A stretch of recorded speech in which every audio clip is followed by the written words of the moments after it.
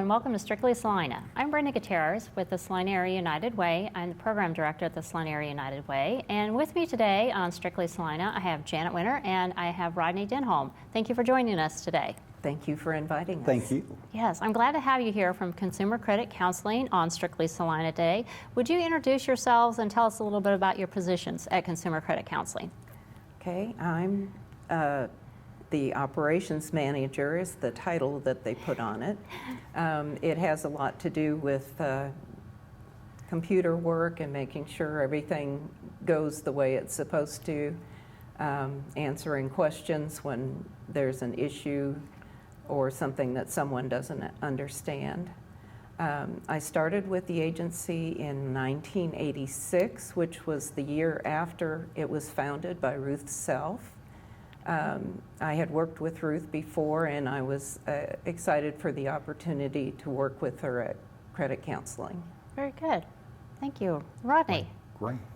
Well, I haven't been there as long as Janet. Started in '97, Yeah. so just about 23 years ago. And so I am a counselor and educator through the agency. So talk to consumers anywhere from, hey, I want to buy a house, to I've got this bill that's not working quite right, or I want to start a savings account. What can I do to make that happen? And so a lot of trying to find resources and answers. Well, since both of you have been there a day or two, what's your why? Why the number of years with Consumer Credit Counseling? I don't know that I can answer that question. I just get up and go to work every day. You enjoy what you do? Some days. Yes. Some days are harder than others, but in general, it's a good place to work. Very good. Yeah. And how about for you, Rodney, your why? My why? Back in the day, I used to be a lender. I did collections, great experience.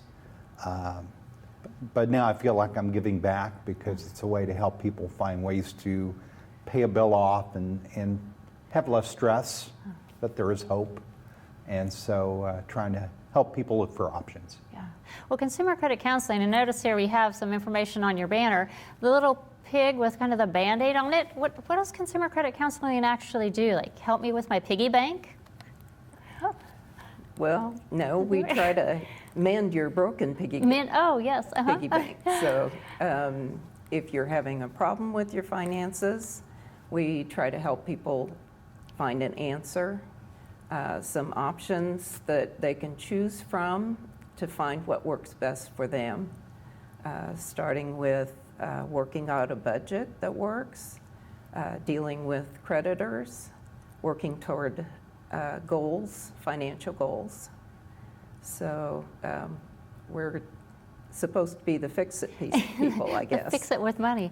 So if I would call you up, I see there's the phone number, website information. If I would call you up, why would I be calling you? What would a client or a consumer look like?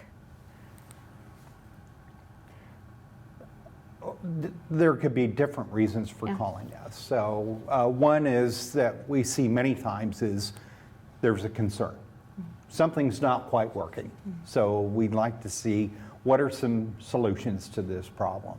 Whether I'm behind on my mortgage or rent, or I think I might be getting behind because I've lost my job or my income's gone down, to where someone's thinking, hey, I'd like to replace my car someday, or I'm getting ready to live on my own. So what should I be expecting? You know, what kind of bills? What should I be planning ahead for? Savings, or buying a home.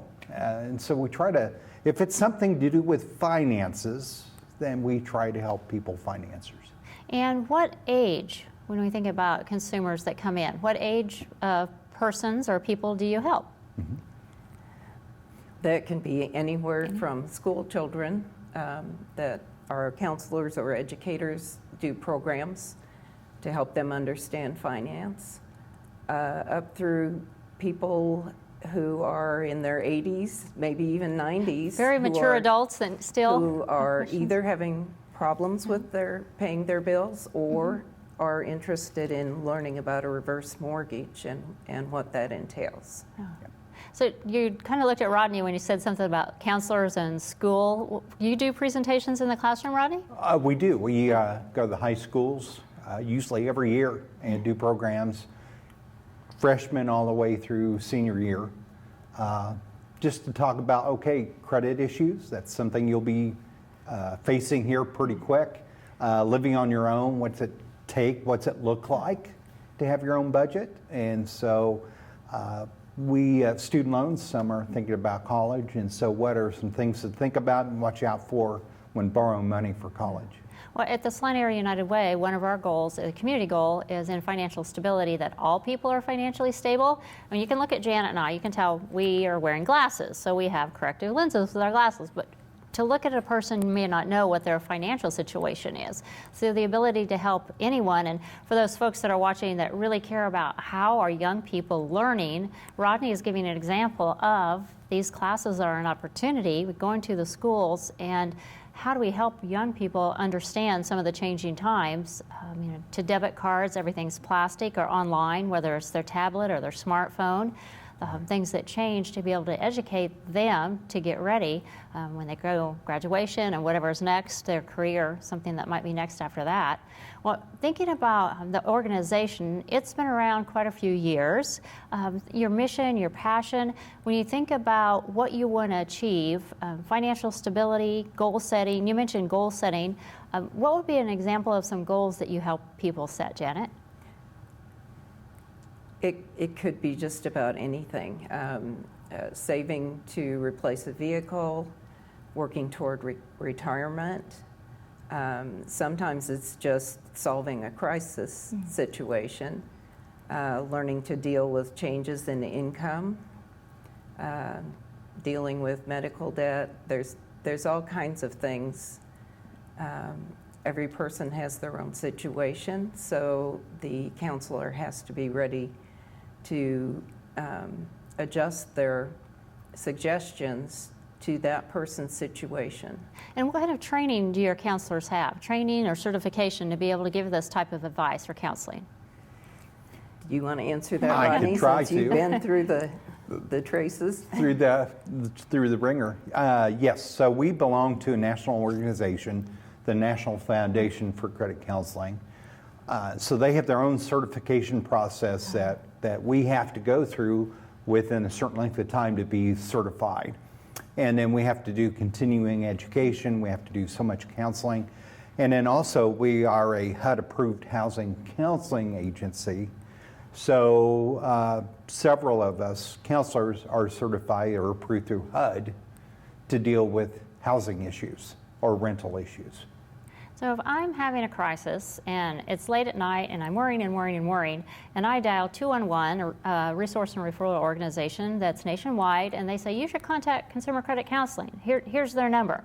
So I ring you up and say, hey, 211 said to call you. How do I get to you? What's the next steps? Well, if you call in the middle of the night, you probably have to leave a message. But someone would call back, give you information about our service, schedule an appointment,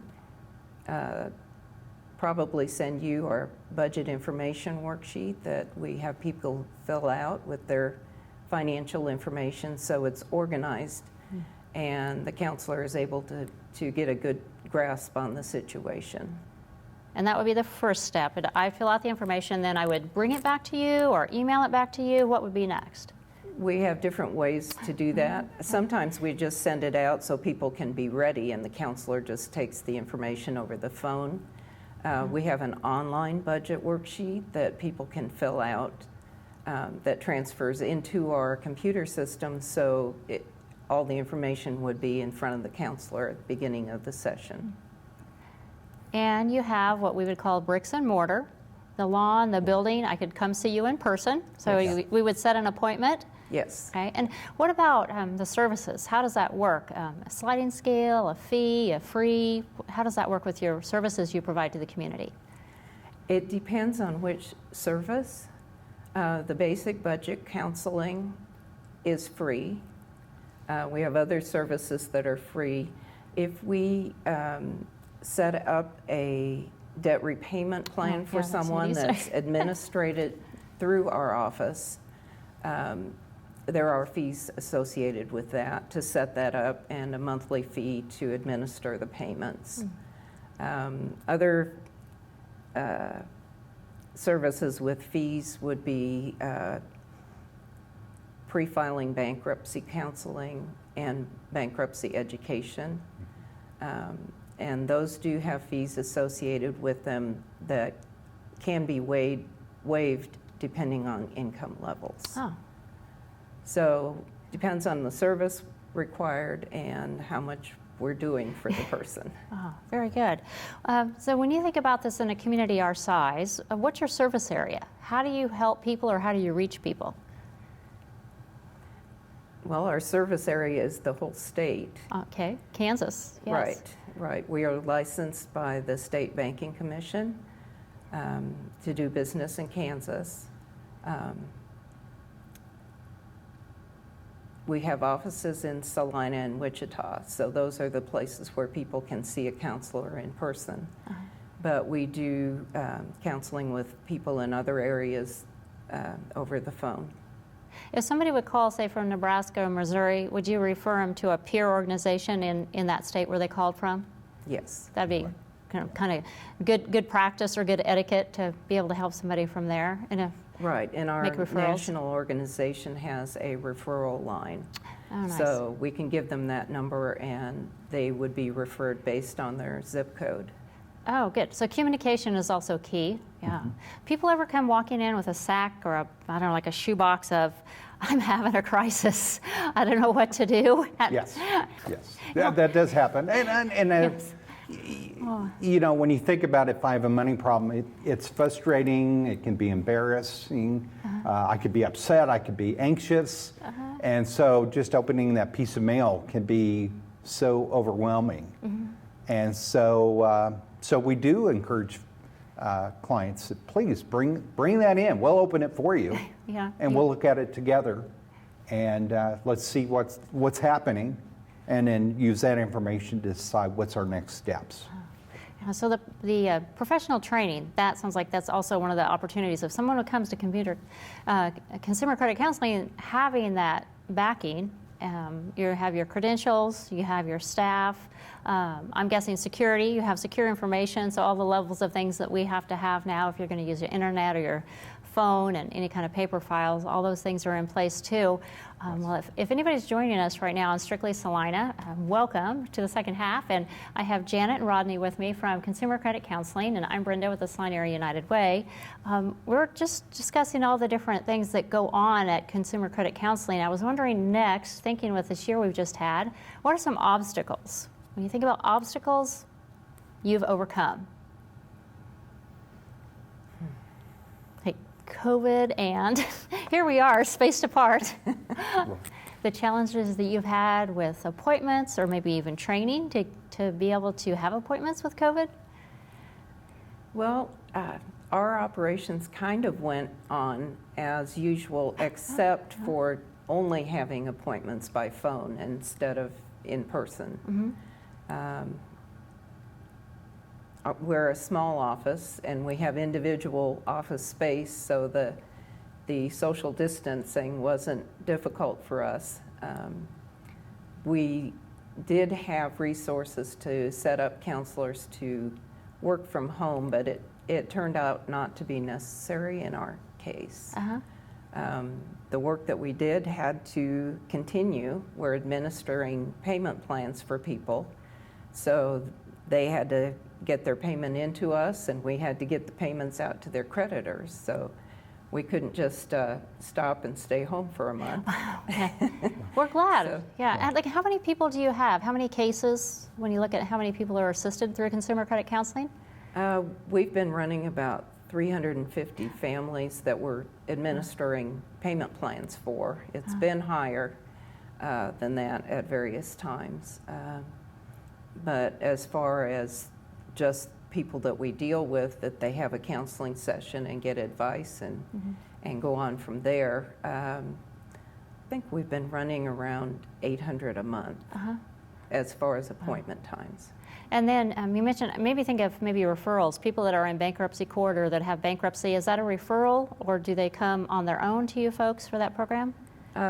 They're referred by an attorney, or they refer themselves. Some people say, I don't know if I need to file bankruptcy, so they will come in for just the financial review to see where they stand and what different options they might have. That could be an obstacle depending on how things fan out here with the end of, I don't know, I hope COVID's ending. That's, I keep saying that, fingers crossed. Getting your vaccinations, being healthy, wearing your mask. But people, if there's job changes or apartment or housing, some of those things that may be a big change with the environment. And even into the year with families that move when school's out. If things change, kids change schools, parents change jobs, they may be needing your assistance or having that financial review again. What's your favorite thing about your job? Rodney, you have a favorite thing about your job? You know, every day, and probably many people say this about their job, but you know, every day is different. There's different challenges.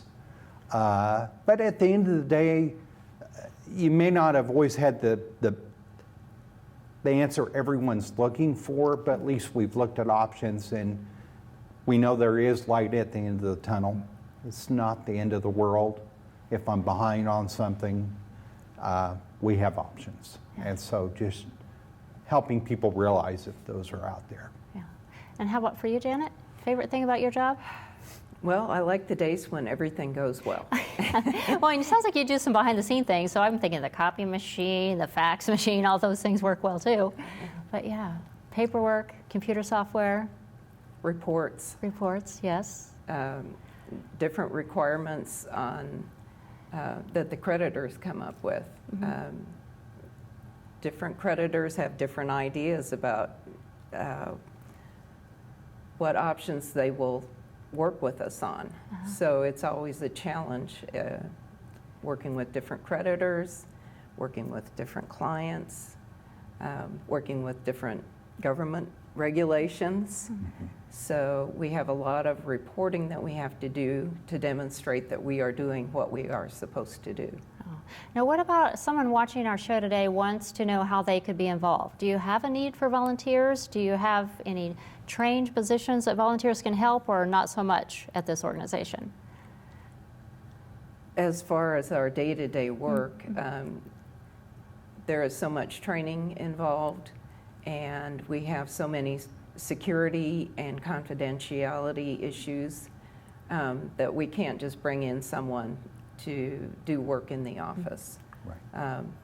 We do have those flower pots out in front that are pretty bare right now. Yeah, so maybe to help with some nurturing with the flower, add some color to the front of the building. Yep. So things like that. And how are you funded? How is the organization funded? We do have some fees for the clients. We have grants when we can get them. Some of the creditors we work with also contribute to our service. We accept donations from anyone and anywhere. Am I missing something? That covers a lot. That right covers there. a lot. Yeah. So what's ahead? What's on the horizon? New, different? What are you anticipating? Well, we have a new computer program that we are converting to in just a couple of short months. So a lot of learning process involved there. There are a lot of things with the COVID that may be changing soon, with the moratorium on evictions eventually ending, and unless they keep extending it out. Right. Right. So the computer software, is it anything to do with on my tablet or on my phone? I can reach you differently. I can call you differently. What is the different?